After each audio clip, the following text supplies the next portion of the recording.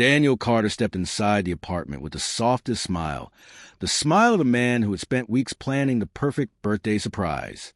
The bouquet in his hand still carried the warmth of his grip.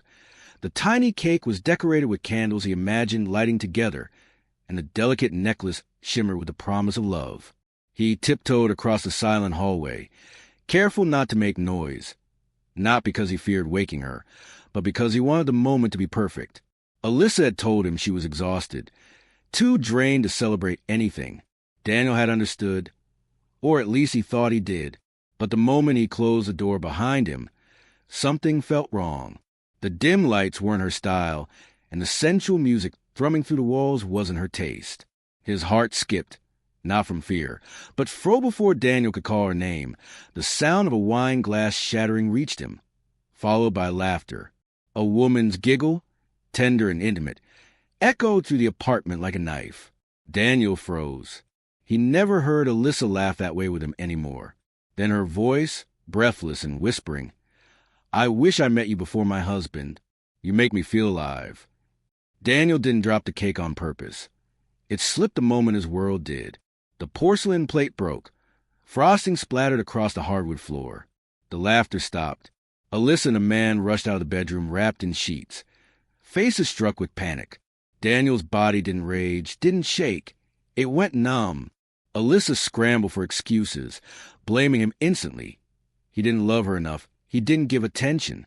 Jason hid behind silence, avoiding Daniel's eyes. The kind of coward who runs before responsibility arrives. A quiet instinct that Daniel didn't yell. He didn't cry. The silence hurt more than any scream could. He simply looked at Alyssa as though he was seeing the truth for the first time, and his voice was calm, almost whispering. "You don't have to explain. I finally understand everything." The stillness in his tone frightened Alyssa more than anger ever could. She begged him to talk, but Daniel didn't stay long enough to let her rewrite the reality he witnessed. In the car, the facade of composure shattered. He gripped the necklace. The gift meant to sit on the woman who betrayed him, and the tears finally escaped, silent but devastating. His shaking hands turned the key in the ignition. The warmth in his eyes faded, replaced by something cold. Not rage, purpose.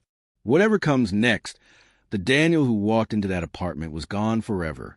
Something was already broken. Daniel and Alyssa once looked like the kind of couple everyone believed would last forever.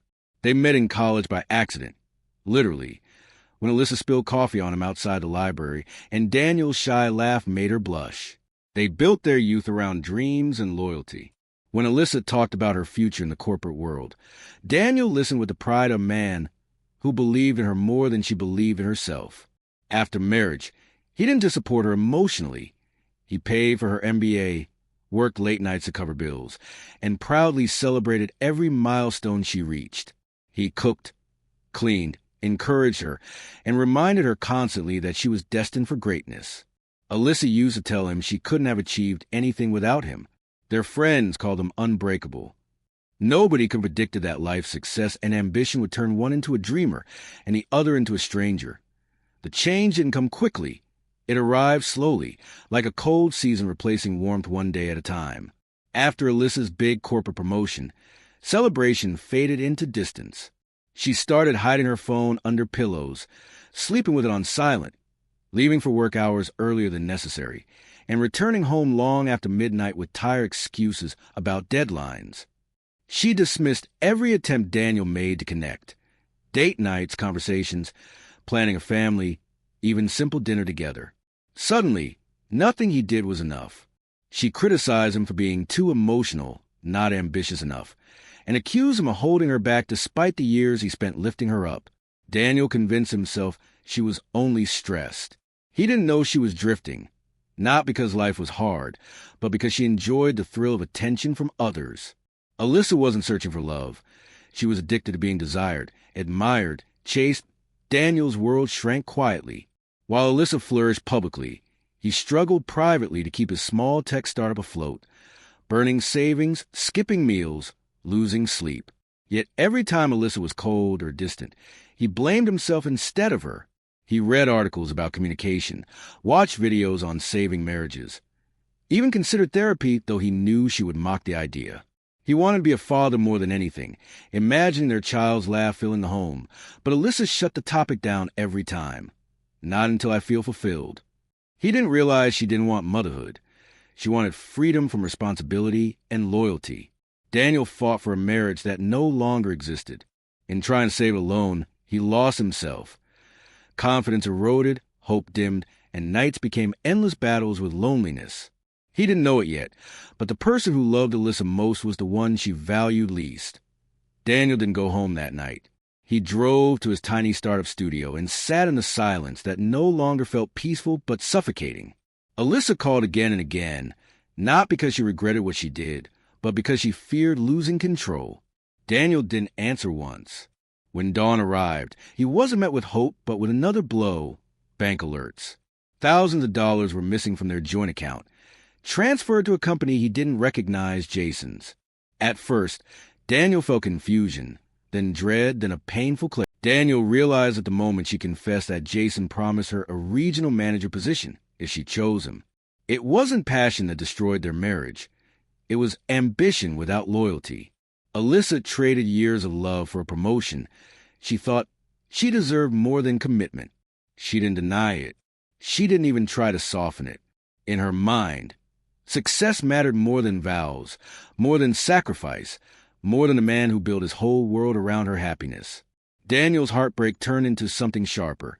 Not rage, not revenge, but clarity. He finally saw the truth. Alyssa didn't cheat for affection. She cheated for opportunity. And in that moment, Daniel stopped being a victim. Something inside him shifted. Something dangerous and unbreakable just woke up. The consequences hit faster than Alyssa expected. The moment the affair became office gossip, Jason panicked and threw her under the bus without hesitation. He denied promises, denied feelings, denied the relationship entirely, calling her delusional and unprofessional. HR launched an internal investigation. And suddenly the woman who once held power in the company became the target everyone whispered about in hallways. Jason blocked her number, unfollowed her on social media, and pretended nothing ever happened. Alyssa learned what Daniel had always known. When someone loves success more than people, they eventually lose both. In terror, she ran back to the only stable thing she ever had, Daniel. But when she begged him to let her move back home, the answer wasn't anger. It was calm rejection. Daniel simply said, "You chose your life. I'm choosing mine now." For the first time, Alyssa realized she didn't control him anymore. Alyssa refused to accept losing control. She became relentless, showing up at Daniel's startup office with shaking hands and tear-swollen eyes, trying to force conversations he didn't want. When his silence didn't break, she escalated. She called his mother, pretending to be a devastated wife who just made a mistake, hoping guilt would drag Daniel back. Then she posted staged smiling photos of them online to convince the world nothing was wrong, desperate to protect her social image. But reality didn't bend to her pride anymore. Her friends, once quick to admire her career, began to avoid her calls as the scandal spread. The woman who once believed attention was endless stood alone in the spotlight she created, and the only person she still wanted, the only person she once took for granted, didn't want her anymore. Her pride was dying, and with it, her sanity. Daniel quietly initiated the divorce while Alyssa spiraled publicly. His lawyer warned him. If Alyssa claimed emotional distress or strategic involvement in his startup, she could legally take half of everything he built. Proof of cheating would protect him, not to win, but to survive. For the first time, Daniel was forced to choose between his heart and his future. When Alyssa found out about the divorce filing, something inside her snapped. She stormed into his office screaming that if he left her, she would destroy him financially and legally, that she would rather burn everything down than lose. Daniel didn't shout back. He didn't flinch. He simply said, "You already burned it." That moment shifted the story. This wasn't just heartbreak anymore. It became a battle. Her pride versus his survival. Her desperation versus his peace. Only one of them would walk away whole. The divorce negotiation room looked like a battlefield disguised as professionalism. Polished table, glass walls, expensive suits, tense silence. Alyssa walked in first, dressed like victory itself. Designer heels, diamond earrings, flawless makeup, and the smug smile of a woman who believed the world still revolved around her. She sat down as if she owned the room, crossing her legs with arrogance rather than poise. Her lawyer leaned back confidently, already smelling a financial win. Alyssa listed her demands without hesitation. 50% of Daniel's company, full ownership of the apartment, and long-term spousal support. She spoke with the dismissive tone of someone who assumed Daniel would break at the fear of losing her. Maybe he once would have. Maybe the old Daniel would have begged, negotiated, compromised to avoid pain. But the man sitting across from her now looked different. Calm, unreadable, unshakable. Daniel didn't argue. He didn't protest. He let her finish every demand, every condescending word, every attempt to belittle him. Then, without raising his voice or breaking eye contact, he reached into his briefcase and slid a secure black folder to the center of the table. The atmosphere shifted instantly. Alyssa hesitated before opening it. Her confidence cracked the moment she saw the first page. Inside were time-stamped photos, explicit text messages, bank transfers to Jason's company, screenshot of Alyssa smearing Daniel professionally, and recordings of Jason promising her a promotion in exchange for the affair. But the final blow was Jason's voice confessing that Alyssa stole company funds. Color drained from her face. Her lawyer, pale and stunned, closed the folder, stood up, and announced they could no longer represent her. Silence struck. For the first time, Alyssa had no words. Because the truth was undeniable, Alyssa tried to speak, but the words collapsed in her throat. Daniel didn't smile. He didn't gloat. He simply looked at her with the calm finality of a man who had already let her go long before the meeting started. "You didn't break my heart," he said quietly. "You just set me free." Then he walked out, leaving Alyssa alone with consequences she had created with her own hands. Within days, the company fired her for misconduct. Jason was terminated as well. Suddenly, the life Alyssa sacrificed her marriage for was gone. The apartment wasn't hers. Hoping Daniel would give her the comfort she once threw away, she begged for a meeting, one chance to talk, one chance to justify her pain. She said she missed him. She said she missed the life she once criticized. But deep down, Alyssa didn't want forgiveness. She wanted the version of herself she only ever had when Daniel loved her. In silence, she watched his life rise while hers kept falling. Daniel read every message Alyssa sent. Not because he doubted himself, but because closure doesn't come from pretending it didn't happen. He didn't respond to a single one, not out of spite, but because some chapters are meant to close without conversations. When the final divorce papers arrived, he didn't meet her in person. He signed them in silence, exhaled deeply, and handed the folder back to his lawyer.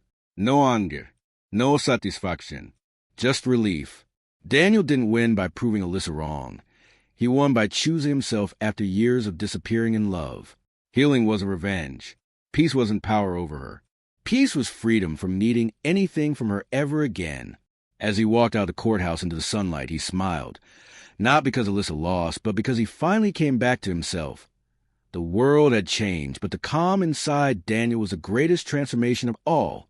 The cafe was small and quiet, sunlight resting on the wooden tables, soft music in the background.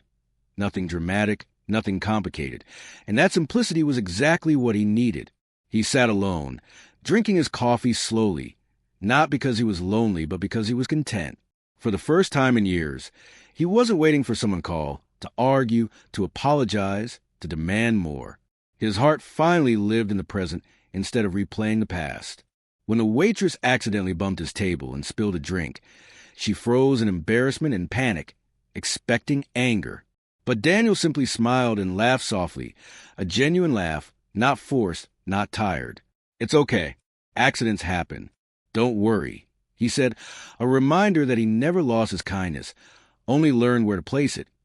After the waitress cleaned the spill and thanked him for not getting upset, Daniel picked up his phone, something that once triggered anxiety, dread, and insecurity. Now it felt different. There were unread messages, but not from Alyssa this time. He no longer checked his phone out of fear or obligation. Instead, he opened a text from someone new, someone whose presence didn't feel like pressure.